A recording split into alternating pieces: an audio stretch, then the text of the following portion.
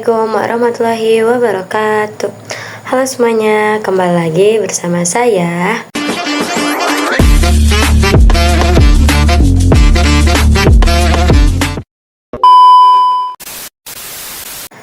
Di video kali ini saya akan membahas dasar-dasar jaringan atau network fundamental. Di sini kita akan mengenal dasar jaringan.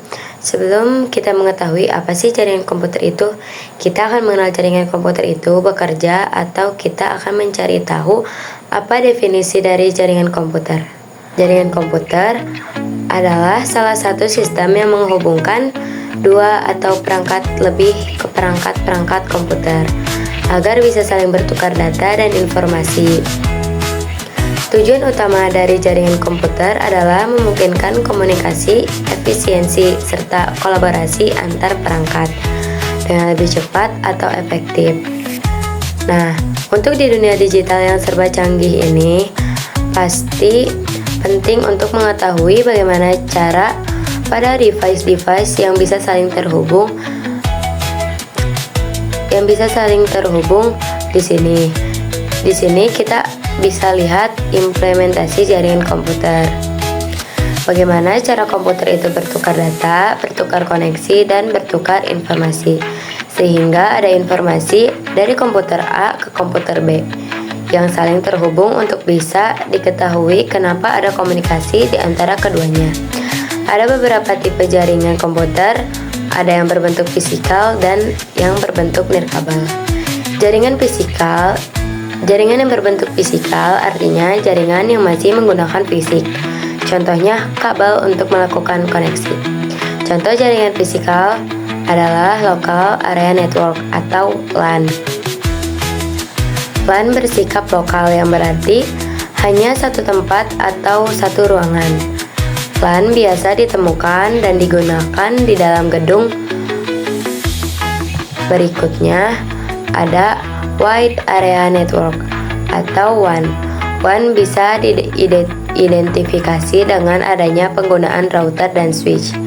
WAN bisa mengerouter lebih besar dari daerahnya, namun biasanya kecepatannya lebih lambat karena jarak yang dibutuhkan untuk mengirim data sangat jauh. Sekarang kita akan membahas Cisco CCNA 200 sampai 301. Materi yang akan kita bahas di Cisco Certified Networks Associates atau kepanjangan dari CCNA. Di sini saya sudah menyiapkan timeline pembelajaran untuk kedepannya, yaitu ada 16 materi. Nanti kita akan belajar mengenai dasar-dasar jaringan, komputer, switching, routing, wireless, dan security. Jika diuraikan, terdapat 16 materi mengenai CCNA. Yang pertama ada network fundamental, IP address dan subnetting, networking kabel, pengenalan dan basic Cisco, pengenalan switch, VLAN dan trunking, menghubungkan antar VLAN, remote access, VLAN trunking protocol, for security, spanning tree protocol, ether channel static routing, dynamic routing AEGRP, dynamic routing OSPF, dynamic routing BGP, access control list. Itu semua adalah untuk pengenalan dari CCNA yang akan kita bahas selanjutnya.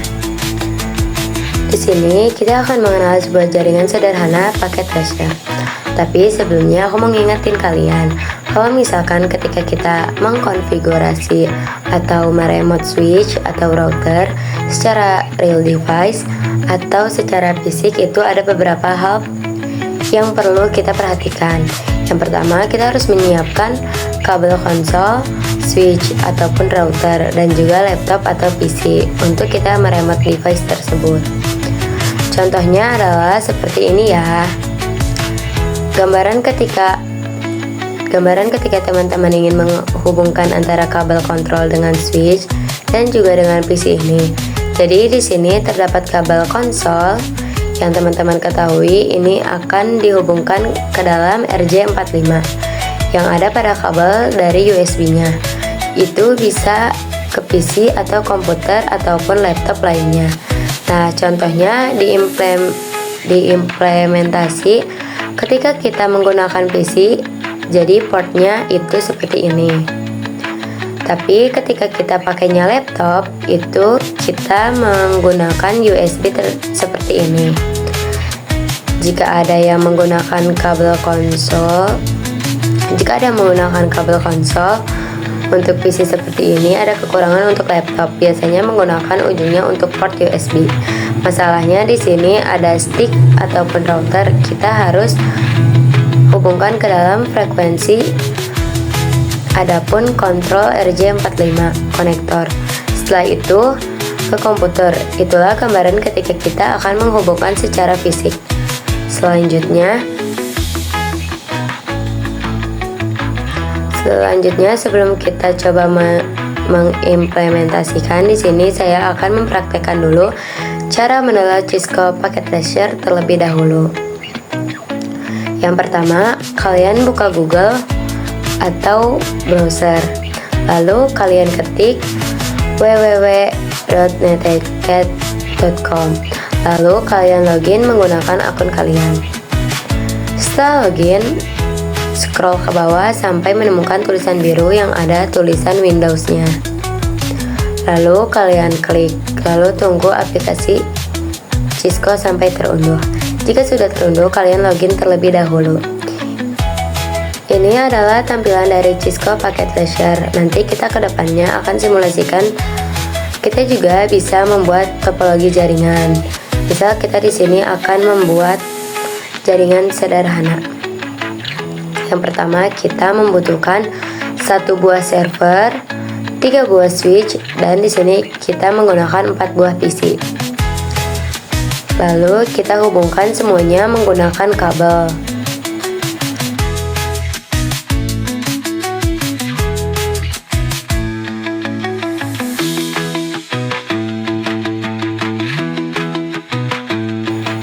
Lalu tambahkan alamat atau IP address masing-masingnya. Nah, IP address itu adalah suatu alamat jaringan komputer untuk memudahkan kita untuk mengetahui identitas yang ada pada komputer lainnya. Jadi ketika kita akan menghubungkan atau mengirimkan paket ke PC kedua, kita udah tahu nih IP address-nya. Yuk simak cara membuat jaringan sederhananya.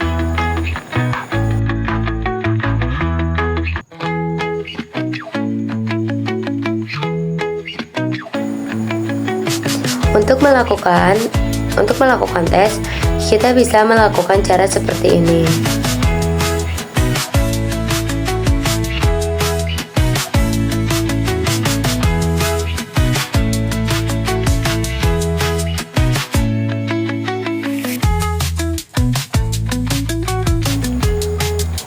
Jika sudah bisa, kalian coba untuk saling mengirim message. Jika sudah berhasil send message, tandanya jaringan berhasil dibuat.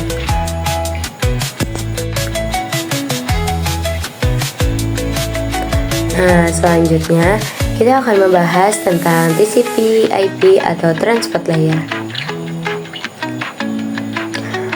Transport layer adalah lapisan transport.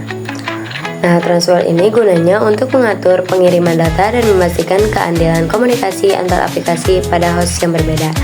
Protokol utama transport ini dibagi dua ya, ada TCP dan UDP. Di sini kita bisa lihat ada HTTP. Jika kita mengakses sebuah URL atau sebuah link itu dari aplikasi akan masuk ke transport layer. Dari transport layer ini dia akan menentukan itu untuk masuk ke TCP atau UDP. Perbedaan dari TCP dan UDP sebagai berikut. TCP itu adalah Transmission Control Protocol. Lalu TCP ini menggunakan koneksi. Lalu TCP datanya dikirim secara berurutan, mencegah data yang macet dan mempermudah dalam memperbaiki masalah. Minusnya, terdapat banyak komunikasi dua arah antara kedua pihak sehingga butuh waktu yang lama. Lalu ada juga yang namanya UDP. UDP adalah User Datagram Protocol. UDP ini tidak berbasis koneksi, tanda mengenal atau nomor urut tidak mengoreksi kesalahan pengiriman, dan tidak peduli apabila paket hilang. Positifnya, UDP mengirimkan data jauh lebih cepat ketimbang TCP. Di TCP/IP model lebih berfokus pada fungsionalitas dan efisiensi dibandingkan model dengan fungsi utama. Yang pertama, menyediakan standar komunikasi dalam jaringan dan internet. Yang kedua, mengurangi kompleksitas dengan menggabungkan beberapa lapisan OSI. Yang ketiga, menyederhanakan protokol dengan hanya menggunakan 4 lapisan inti. Nah, selanjutnya kita akan membahas TCP/IP model.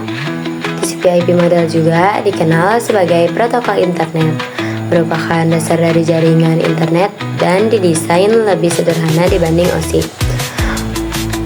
Model jaringan yang hanya 4 lapisan. Model ini dibuat juga oleh US Department of Defense atau DoD.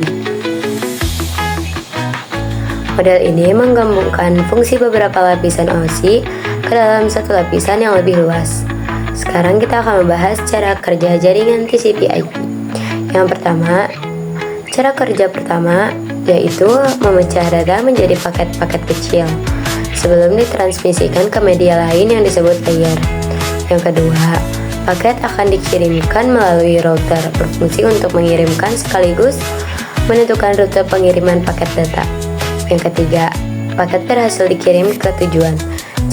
Jika paket sudah terkirim dan sampai ke alamat tujuan, selanjutnya layer TCP/IP akan menjalankan tugasnya masing-masing, mulai dari penerjemahan sinyal menjadi data, hingga akhirnya disusun menjadi sebuah file yang utuh.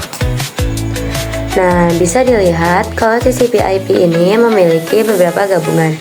Ada yang 4 layer dan ada yang 5 layer. Bisa dilihat juga kalau OSI TCP/IP ini memiliki perbedaannya.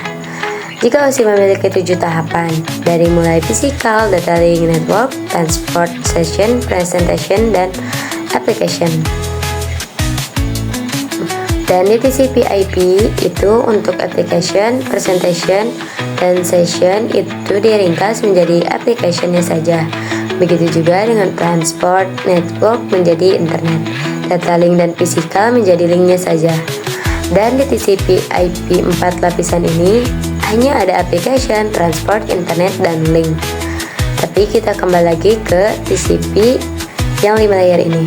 Jadi untuk TCP/IP layer 4, layer 5 ini dari 1 hingga 4 itu sama saja. Hanya saja yang membedakan application itu sudah diringkas dari yang OSI ini. Dari yang tadinya OSI ini memiliki 7 tahapan, tapi karena TCP/IP hanya menjadi 4 sampai 5 tahapan saja. Jadi itulah sebuah perbedaan dan fungsi antara OSI dan TCP/IP. Segitu saja video materi dari saya. Terima kasih sudah menonton sampai akhir.